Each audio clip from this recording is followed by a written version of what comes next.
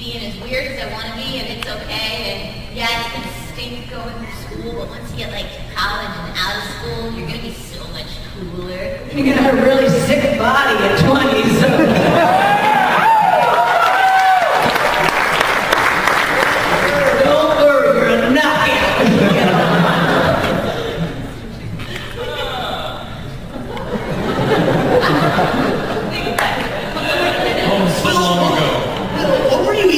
When you were 10, I can't even imagine. I was like who I am now, but on the inside. Like, it was something that like, something we were talking about. It's like, I get destructive. Like, where I'm like, ooh, I want to do something stupid. You have anger so intense that it feels like a heat on the back of your neck or something? And then I black out for a couple hours. It's terrible. No, I feel like the exact same person I was back then, but I kept it inside, I internalized it, which I don't know, it made me a little bit of a weird kid, but, well, I wasn't a weird kid, but I never started like saying anything until like 3 years ago. And then I was like, I'm gonna say what I want. And then about 6 months ago, when I started hanging out with Steve, I said, I'm gonna really say whatever I want. Sorry. Horrible. 10-year-old me, I would, much like Trisha, I'd just say, look, it gets better. Don't worry. It's alright that you're nerdy. It's okay. But one thing I would change, I would tell myself to continue playing more video games because I like stopped for a moment being like, I gotta be more social. I gotta play, I gotta go outside. But no, I really need to kick your ass in Mario Kart.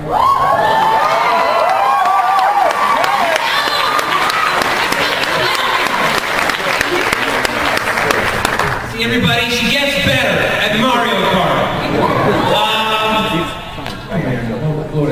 I guess I would tell myself to trust my instincts. For a long time, I feel like you get a lot of messages when you're very young that you're doing something wrong.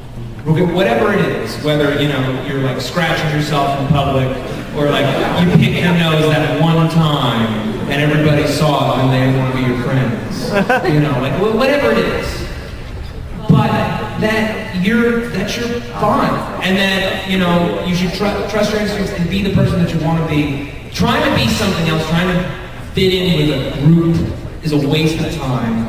Life never gets easier, but it gets way more fun. I go to, everyone says I always find this question very interesting. I get really introspective and real about it. So I did have the opportunity, I would probably tell myself to invest in Google. Ripple effect. That 16-year-old has a yacht. I owe all of you. Thank you very much for the question.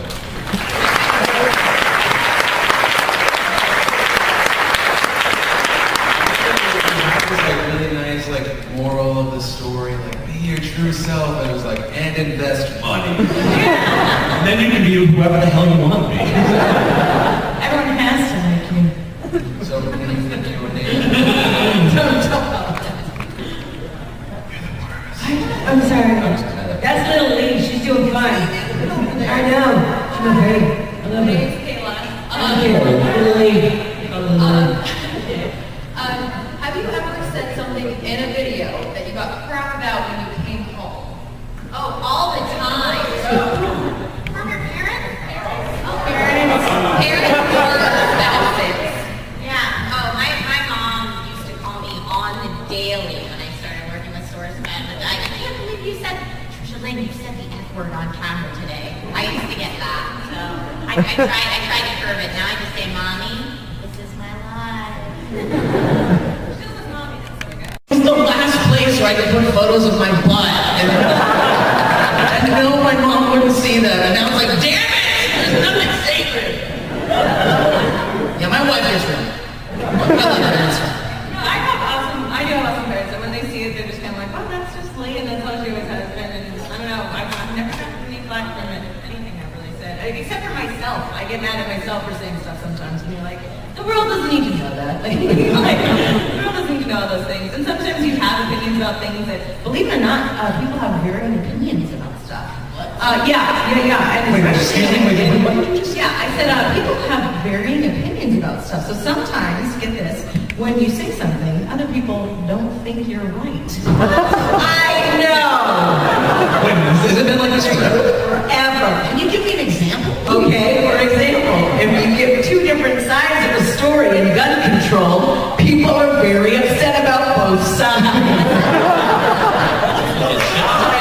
Everything has changed. Have I ever said anything that pisses you off? No? I love you, sexy. I'm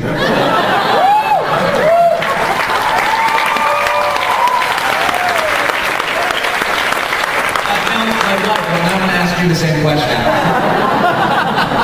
If I would turn back the hands of time and slap my mother's hand from touching a computer, it was when me, Steve, and Joe did God said no angle thing. All the things that my mom could see, that's the things you shouldn't see. And she called me and she's like, yeah, just don't do the Jesus stuff. I was like, okay.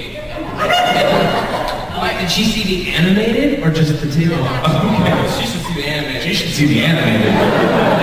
My mom always happens to see the worst videos of me. Like, she saw one of me, no, my dad saw one of me and Steve, my dad's like, that crazy little guy with the beard just like anything. You weird. Oh, no, watch.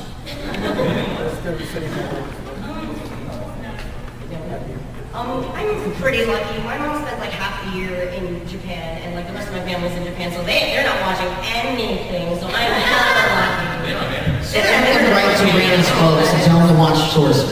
Raina's off the hook. I'm off the hook. But like for myself, like I curse so much. It's so I can't stop. I'm not even angry.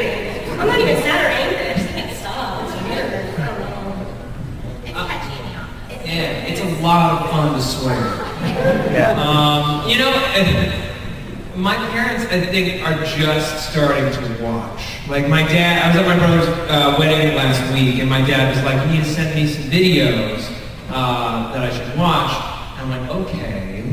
And I don't really know what. I'm hoping that that's how it works, and I'll just send the ones that work. But my girlfriend got really pissed when I talked on the table talk about a joke that we had, that my dick had a voice. And she, like, I had no idea that it would upset her, but it was our thing that my dick had a voice. And I shared it. Everyone knows that dick voice. Yeah, exactly. And I don't know, there was something else, wasn't there? That like I thought that would be the thing that pissed you off, but it wasn't. It was the other thing. Oh yeah, right. Yeah, she's possessive over my butt. She likes it, and that's not something to share with strangers, I think. And now Which is the world. right. So now I clear things first. Lessons. Thank you very much for the question.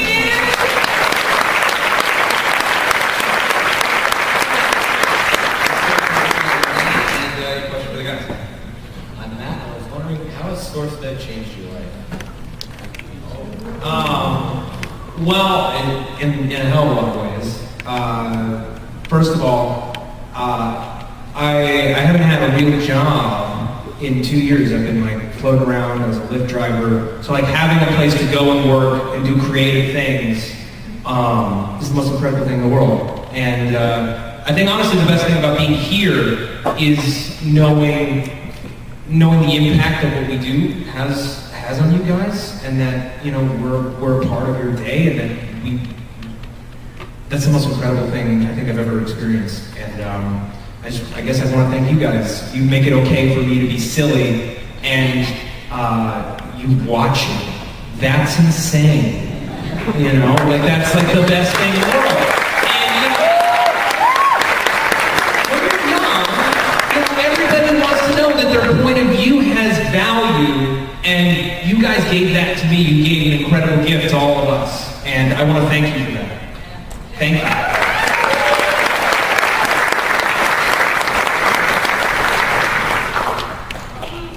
Let's see, I come from a really, really different perspective. Obviously, like I said before, I'm not a comedian. but ever since I was younger, I always wanted to somehow influence anime in a different way. I always watched dub, sub things, and they were always kind of subpar and bizarre, and I always wanted to be a part of like the evolution that makes it a lot more appropriate to like the Western culture. And the fact that I get to analyze anime and talk about it, even if it's just a quick like, you know, first impression review, like that just changed my world. I love it. I feel like I'm getting closer to like that goal of really changing that industry, and it's just phenomenal. It's the most amazing opportunity I've ever gotten, obviously. So.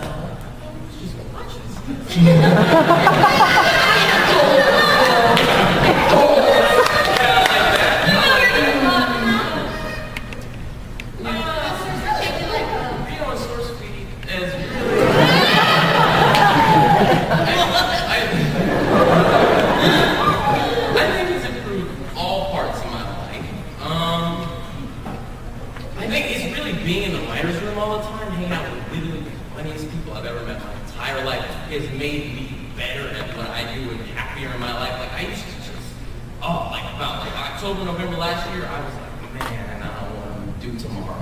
And I get, not like that, I'm still here, but we'll see about tomorrow. I'm sorry. It's too dark. But now, I'm like used to go to work every day. Can't sleep at night because you're like, what are we going to do tomorrow? And it's just so much fun. They're going to watch weird videos on Steve's computer. Behind the curtain, that's what they do. Every day I roll up next to Steve's desk, and I just sit there and we scroll through videos of weird dudes just doing weird stuff. Yeah, Will and Steve get weirder together. Oh, we get weird. The weirdness amplifies. Yeah, exactly. It's almost like a competition at some point. I'm like, I will probably let you do anything. Oh, we play weird chicken all the time. I'm even joking. I'm a champion. What you talking about? It's a secret. Some stuff can't be shared. Something stay in the writer's room.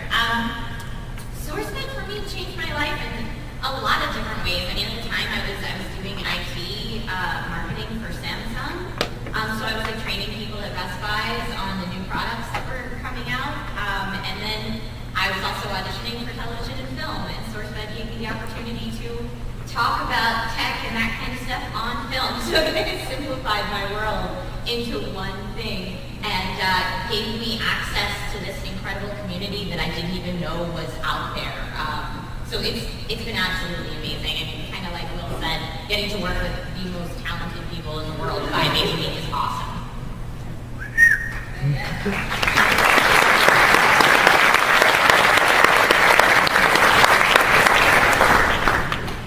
Probably the biggest way that Sourcefed has changed my life is, I don't know if you guys know this, but Taco Bell follows me on Twitter.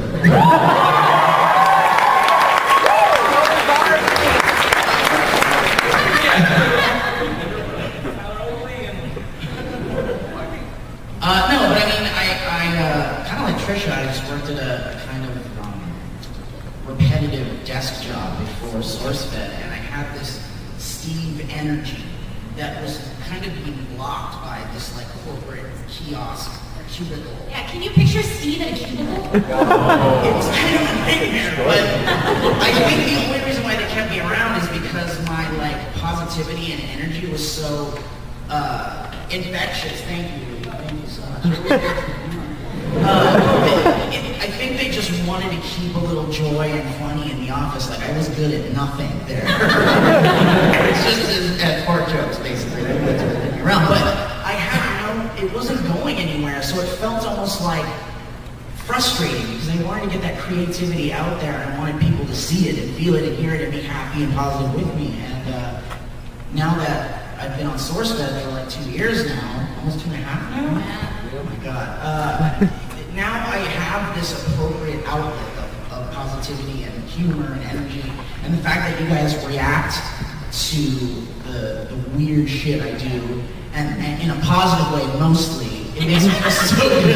And that's an outlet of more positivity and energy I wouldn't have if it wasn't for Sourcefed.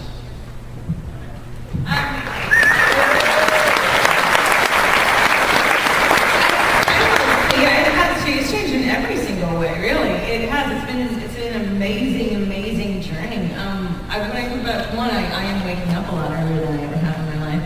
That's a significant change. But no, I think everything from a platform and coming from stand-up and improv and only being able to talk to a certain number of audiences and being able to try and fight your way in that world, and then getting to a place where you get to write for yourself and you get to write for amazingly talented people, and then they write for you in such a wonderful way, and you have every single day you just laugh together, you play together, you create together, and you guys are amazing, and you just comment and you feed us and fuel us, and I don't know, I was never a YouTube person. I never really even heard of it except for cat videos, which I do still love.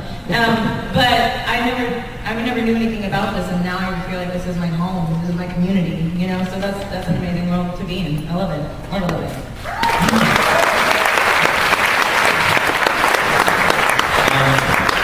Sourcefed gave me herpes. Sourcefed knew it had herpes. It didn't tell me. I'm really upset about it. I'm taking Sourcefed to court for my herpes. Brought to my strips of